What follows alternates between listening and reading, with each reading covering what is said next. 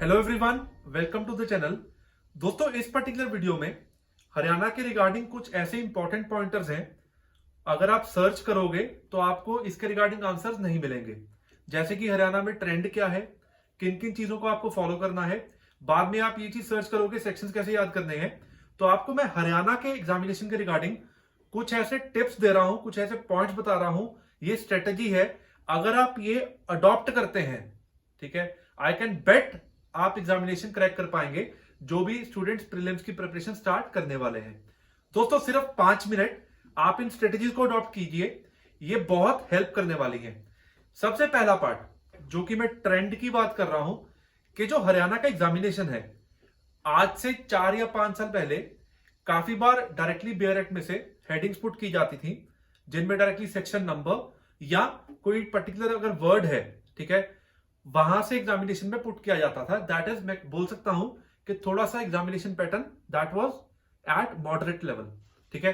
अब हल्का सा जो चेंज है, जो ट्रेंड है, जो तो है मेजर सब्जेक्ट्स, ठीक है, चाहे मैं बोलूं सीपीसी, आईपीसी, सीआरपीसी, एविडेंस, ठीक है, हिंदू लॉ, मुस्लिम लॉ, इनमें क्या है, डायरेक्टली अगर मैं बोलूं कि एकदम से आपको सेक्शन नंबर पुट किए जाएंगे, थोड़ा सा प्रोपोर्शन कम है। अगर आपको सिर्फ बेयर एक्ट ही पढ़ना है, कुछ चीजें ध्यान रखनी है। ध्यान क्या रखना है, अगर तो आपने कोचिंग ज्वाइन की है तो वहां पर आपको इंपॉर्टेंट पॉइंटर्स बेयर एक्ट पे मार्क करवाए जाएंगे, जो कि कोर्स में ऑलरेडी ऑटोमेटिकली कवर हो जाएंगे।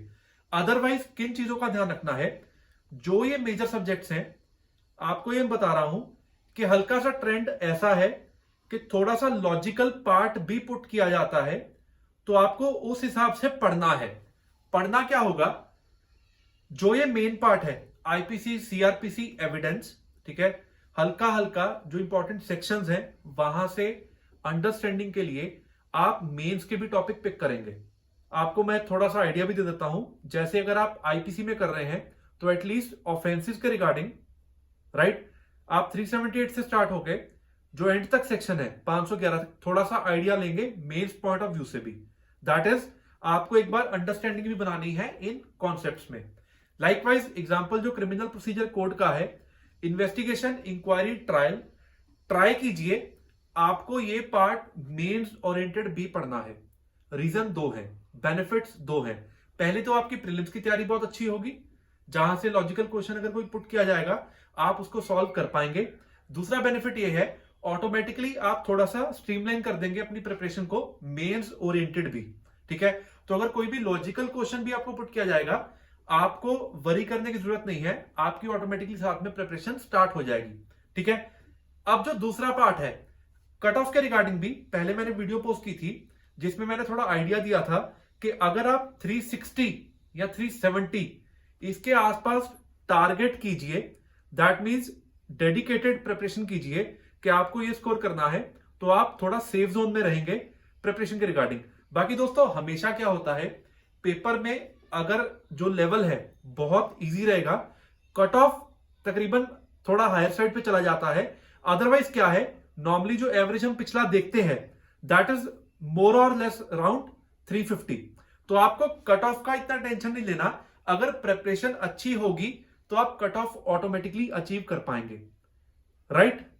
अब जो नेक्स्ट जो पॉइंट मैं रेज करना चाहता हूं, दैट इज रिगार्डिंग जो स्टूडेंट्स जिन्होंने इस बार फर्स्ट टाइम अप्लाई करना है, या ऑलरेडी आप एक आधी बार कर भी चुके हैं, you were not able to make it, तो आपको करना क्या है। देखिए दोस्तों, जो ये एग्जामिनेशन है जुडिशरी लेवल का, ध्यान रखिए, बेयर एक्ट अगर आप एक बार रीड कर लेते हैं, this is not the preparation.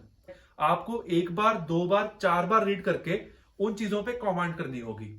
Automatically जब आप इसको रिवाइज करेंगे, आपका ये टच बनेगा, जो कि आप बार बार रिवाइज करने पे you will be able to memorise the things, तो इजी रहेगा प्रिपरेशन करना। एक बार से प्रिपरेशन करने पे, एक बार रीडिंग देने पे आप अच्छे से प्रिपेयर नहीं कर पाएंगे। ट्राई योर बेस्ट, उसको जितना रेपिटेशन देंगे उतना आपके लिए इजी है। तो नॉर्मली पहले भी काफी वीडियोस में मैंने ये बताया कि अगर आप सिविल और क्रिमिनल को पैरेलल लेके चलेंगे, आपका काफी हद तक सिलेबस इजीली कवर हो पाएगा। और जिन स्टूडेंट ने कोर्सेज ऑलरेडी ज्वाइन किए हुए हैं, ट्राई योर बेस्ट कि आप वीडियोस में क्रिमिनल लॉ का एक सब्जेक्ट पिक करेंगे और पैरेलल सिविल लॉ का, तो इजिली कुछ दिन बाद यू विल जस्ट नोटिस कि आपका काफी हद तक सिलेबस कवर होना स्टार्ट हो गया। अब दोस्तों एक और जो क्वेश्चन है दैट इज रिगार्डिंग सेक्शंस को मेमोराइज कैसे करना है, क्योंकि अगर हम बोलते हैं कि थोड़ा प्रोपोर्शन कम है बट है, that has to be covered. Important section numbers याद रखने हैं, ठीक है। करना क्या है, जो भी हम कंटेंट प्रिपेयर करवाते हैं बेयर एक्ट के अंदर से, उसको आपको इंडेक्स पे भी नोट करना है। मतलब अगर कोई इंपॉर्टेंट पॉइंट है, कोई ईयर है, कोई केस लॉ है, ट्राई कि आप अभी से ही इंडेक्स के ऊपर उस कंटेंट को नोट करना स्टार्ट करेंगे, ताकि एग्जामिनेशन के दिन, ठीक है, जब 1 या 2 दिन रहते होंगे एग्जामिनेशन में, आपको हर सब्जेक्ट का बेयर एक्ट इंडेक्स बहुत अच्छे से गो थ्रू करना है। वहां पे आपके सेक्शंस भी रिवाइज होंगे, आप उन चीजों को मेमोराइज कर पाओगे, और जो उसका इंटरनल कंटेंट है सेक्शंस का, जब आपने एक बार इंडेक्स पे नोट कर लिया तो वहां पर आपको प्रॉब्लम नहीं आएगी चीजों को रिवाइज करने में।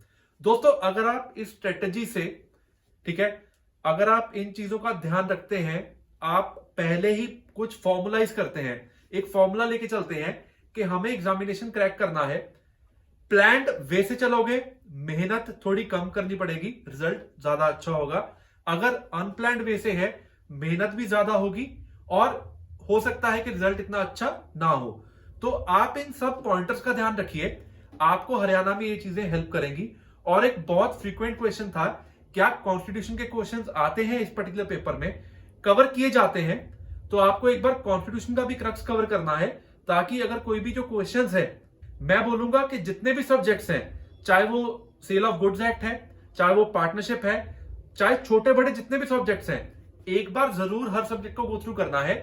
माइनर में कोई भी सब्जेक्ट स्किप नहीं करना। तो दोस्तों कुछ ऐसा स्केड्यूल बनाना है, कुछ ऐसा स्केड्यूल बनाना है आपको कि जो जो कंटेंट आप कवर कर रहे हैं, keep on revising the content. आगे कंटेंट कवर करेंगे, अगर पिछला रिवाइज नहीं होगा तो that is a negative part कि आप उसको प्रिपेयर अच्छे से नहीं कर रहे। Try your best.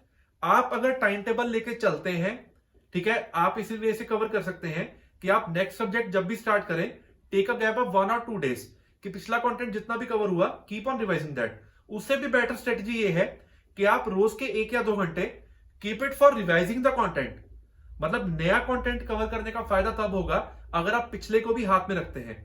तो दोस्तों कुल मिला के ये काफी क्वेरीज थी स्टूडेंट्स की कि हमें बेयर एक्ट किस वे से याद करना है, या ओवरऑल स्ट्रेटजी में चेंजेस क्या है, या आज की डेट में पेपर की अगर प्रिपरेशन करनी हो किन किन चीजों का ध्यान रखना है, और कट ऑफ के रिगार्डिंग भी। ऐसे और वीडियोस हम पोस्ट करते रहेंगे। अगर आपने अभी तक चैनल को सब्सक्राइब नहीं किया तो आप सब्सक्राइब भी कर लीजिए, बेल आइकन को क्लिक कर दीजिए, ताकि जब भी नए वीडियोस पोस्ट किए जाएंगे आपको उनका अपडेट मिल पाएगा। इन पर्टिकुलर पॉइंट्स को जरूर इंप्लीमेंट कीजिए अपनी प्रिपरेशन में, आपको हेल्प मिलेगी और जल्दी आप एग्जामिनेशन क्रैक कर पाएंगे। Thanks a lot for watching this video.